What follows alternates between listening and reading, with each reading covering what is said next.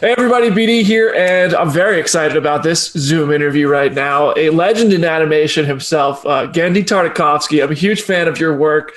Thank you so much for taking the time to talk. Thank you. No worries. And big congratulations on getting more Primal. Yes, very excited. I think initially it was so different of a show. It started off as just a pilot, as this short thing I wanted to do, and then I realized there's so much more that I want to do, and everybody was supportive. So here we are, with 10 more. Yeah, it's awesome. I mean, I'm happy because I really enjoy this so much. And I mean, I'm happy to talk about that. Like just what you said, I want to get into that, like the more of it all, which it's such a cool concept. The fact that you're able to continue it, I want to hear about your ideas. But first, I mean, I want to start kind of at the beginning because it's like an unlikely duo that we're following, and you put a lot of heart into it clearly. And I'm curious, like, how did you come up with this idea, like both from the characters that we are following and becoming attached to, but also the setting in the world that we're seeing where it's prehistoric. It's also a little supernatural. I don't want to say supernatural, but there's a little extra curricular stuff in there as well, which is a lot of fun. Well, how did you kind of come up with this whole world?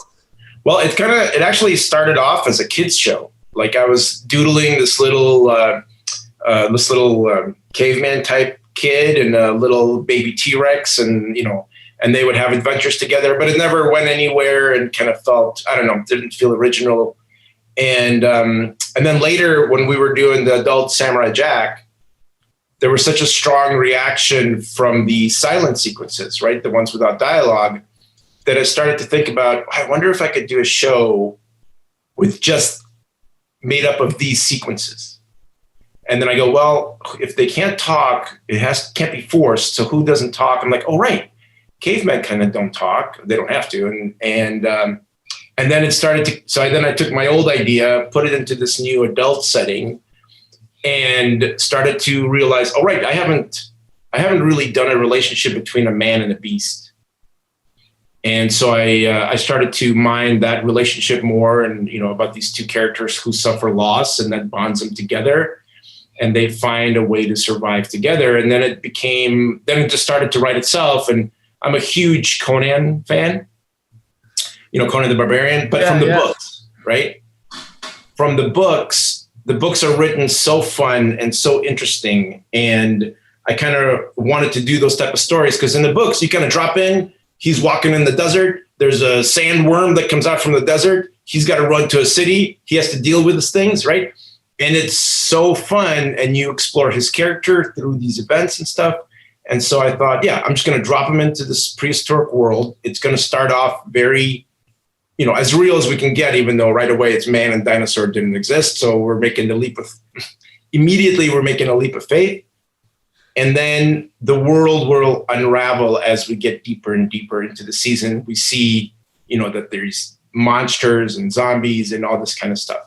Yeah. I mean, there's some really clever concepts that you introduce. I almost get like, I don't know if you've ever read like the Savage Valiant comic series. I almost get vibes of that with kind of your awesome touches. And I love that book. So this is just right up my alley. And I mean, you mentioned doing these stories without dialogue. And I'm watching this and I'm wondering, what is it? How do you kind of create, so much emotion, so much character growth? Like, what is the biggest difference there, aside from obviously literally not writing dialogue? Like, what are the challenges to that? What kind of things do you have to look at to make sure that the story is told when you don't have characters speaking? Well, the big thing is you have to, number one, really learn to trust your audience. And because this is an adult show, we're already jumping over the Dexter 6-11 range, where I don't have to be as clear.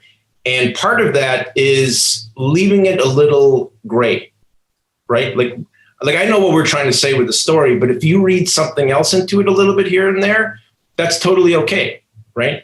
And so it becomes a little bit, I don't want to use the word sophisticated, but definitely something that's not as black and white as what we used to do, right?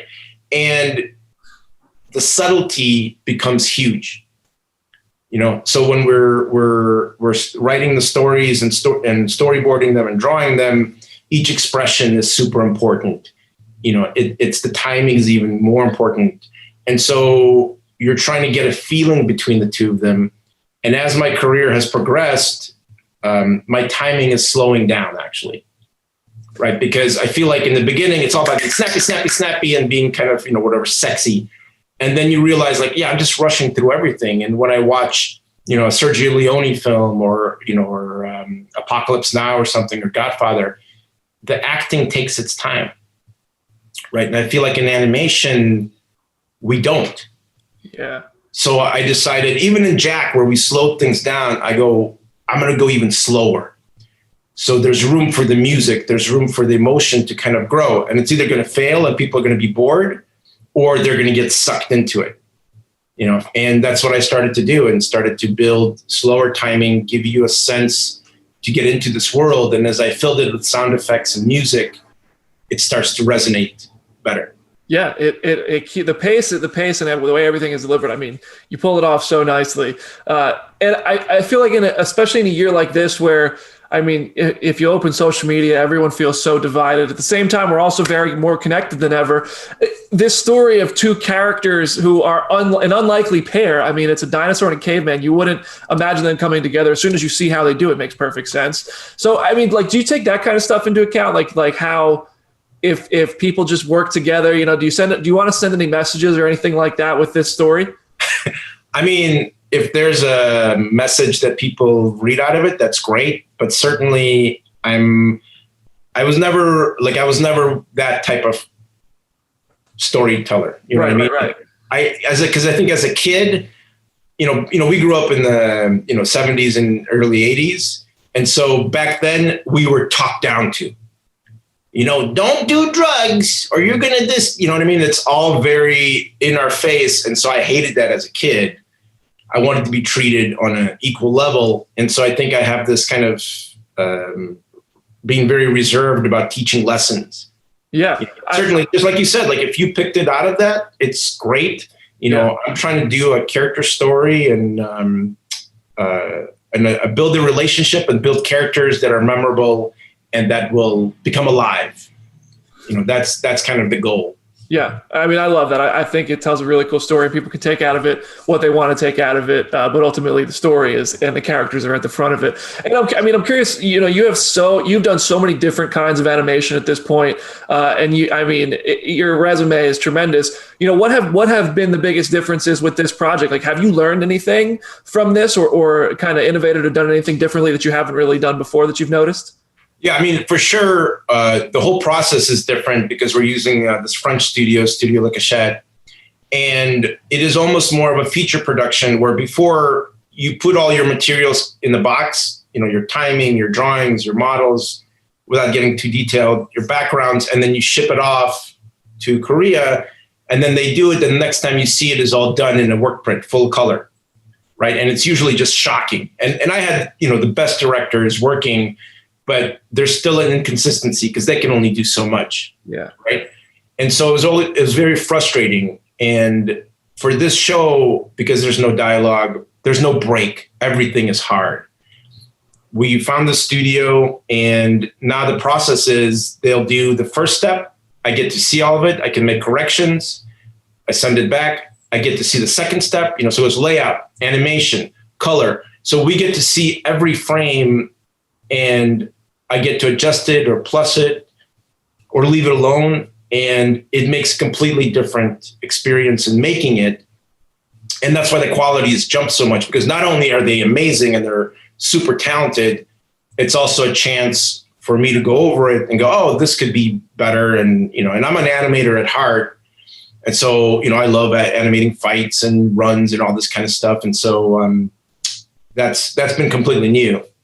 Yeah, that's cool. It sounds like you just get to be more involved with the entire process, which is really cool. Yeah, absolutely. That's cool. So, I mean, we just found out you're getting more episodes. How big can you make this world? How far can you take these characters?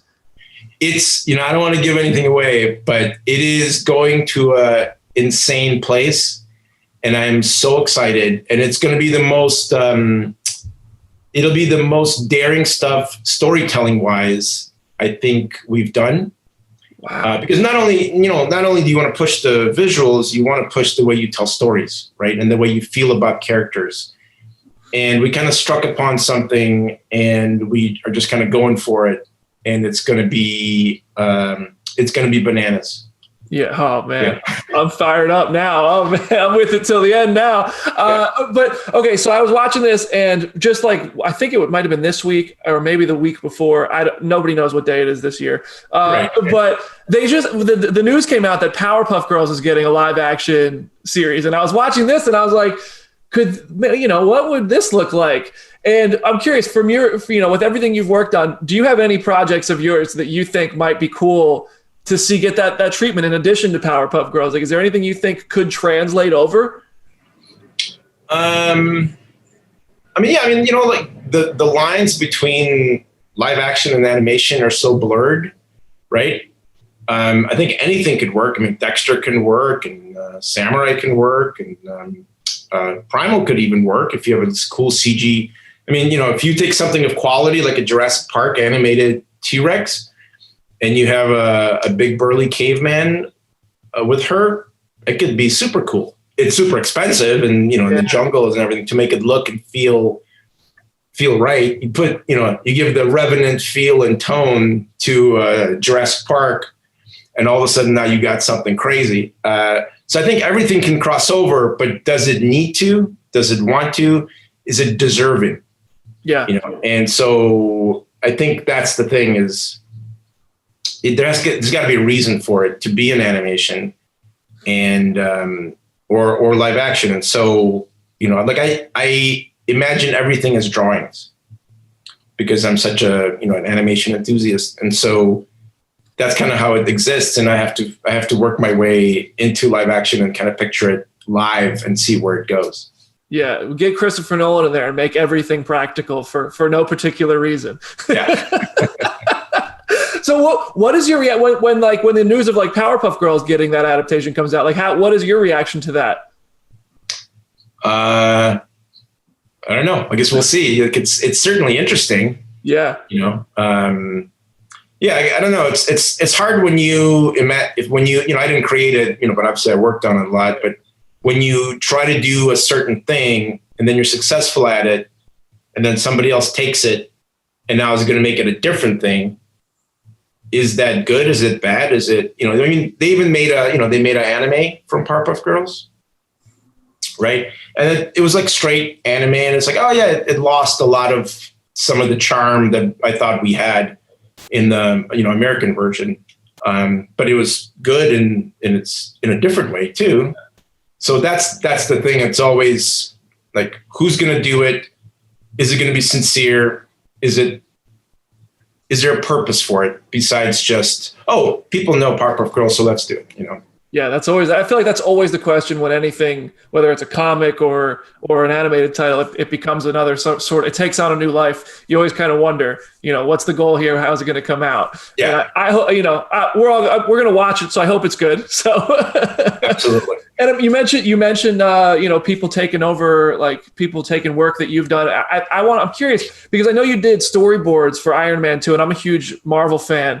So in that process, like you're kind of in the middle there, right? So I'm assuming you're working with the director, kind of making the director's vision, and then they take your vision and then they bring it to the camera. Like, what is that experience like? Like, I'm just curious, like even like on a technical level, in such a big, like, because the Marvel world is right. I'm sure it's all very particular. Like, what is that like? It's really, I got really lucky because John was, a fan, and he liked the sensibility that I had on Samurai, and he wanted a flavor of that, and so basically he kind of gave us the third act, the big fight, right, in the pavilion, and see what we could do with it. And so it was great because I know what I would want from this situation. So I just tried to give it to him, and he could use all of it or none of it. And it's his baby. And so we were able to beat out the action beats, do boards. And then I was able to oversee all the previs, so much so that I would get into the dot suit, and Brian Anders and I, who boarded it, we would do the fights. Right. And they would put the Iron Man suits on us in CG, and then I would be able to shoot it and then edit it and then put sound effects and music on it and then present to John, like, this is what I envision it to be. Right. All cut. Because the thing about my stuff is it's all about timing and pacing. right? And there's a sensibility to it that I kind of realized that I have when I do action. And it's this rhythmic pacing thing. And so we boarded a lot of jokes and stuff, and he would be like, oh, that's a joke that's in the movie. This one, not so much and stuff. And so, trying to find the tone. And so we presented all that stuff. And then I even got to do some second unit stuff, where I would go on the set and see how crazy things get on a live action set and how complex it is. And so it was great. And I tried not to think about the size of it. Right. It was just like, he believes in what I do. I'm going to do the best that I can, and hopefully he could use some of it. And then luckily it worked out. And there's like an interesting story where, I edited the sequence, right? And I showed it to him and he liked it. And then it goes into production, right? And then next time he invited me to see a rough cut of the movie. And then when the ending came, the ending fight, it was all rejiggered around, right? Re-edited. Yeah. And I was like, oh, okay, it works. And then I said, it works, but it certainly lost a lot of the intent that I thought would make what makes it cool. It became kind of normalized a little bit. And then the next time I saw it, it was put back together more or less. I mean, there's so many story changes that go on also. Right. But then certain parts of it were put together exactly the way we did it. And it was really nice to see. And it was awesome to see it, with all the bells and whistles and finished. So it was such a really fun, great experience. That is so cool. And that ends up being that to this day, I mean, I think it's like 23 movies now. That is one of the best sequences Marvel has had. That pavilion fight scene. I love that sequence. It's so cool. I mean, you've also worked on a Marvel comic book, and you're no stranger to comics. So is that an avenue you would go back down? Is there any favorite character there that you would want to go back to? I mean, whether it's for something like what you did with Iron Man 2, or you think would be worthy of a series that you think it could be fun, or Marvel or DC or any of those comic characters, because we love this stuff here. So I'd love to hear about it. I grew up with Marvel and DC. Obviously I was a huge fan, and, back in the days where, Frank Miller was coming up, John Byrne, Walt Simonson. So it was a great time to be a fan of comics and to see them become more adult and mature and interesting and sophisticated. But I don't know, I've been really with Primal and with Jack and everything, I've kind of realized I love creating something and hopefully people get attached to it. Yeah. So the creation of something new is definitely more fun than taking something nostalgic. And, and I've done Star Wars, right? So that's kind of the biggest nostalgia that you could do. And after doing that, I'm like, right. And then Iron Man and unless something really, that feels really good comes along my way and I have a really good spin on it or a point of view, I would consider it. But yeah, and then doing comics is so much fun. It's so hard. It's such a, because I can draw, but I'm not nowhere the level of what I need to be a comic artist, because that's, you have one drawing and that's forever. And doing Cage was so fun because it was still my style, and there's a lot of things that I wanted to do with it. And I really start to realize that I love to bridge the gap between real and cartoony. So how's, Tex Avery and Frank Frazetta come together, right? And that's what Cage was, and that's kind of in a way where Primal ended up being. Even though we're not as funny, there's still some humor, but it's drawn in this cartoony sensibility, but in a more real way. Yeah, I love that, man. Well, listen, thank you so much for taking the time to hang and talk about this, because I'm a huge fan of your work and I'm loving Primal. I can't wait till everybody gets to see all these episodes and everything. It's really awesome. So thank you so much for taking the time to talk about it. Thank you.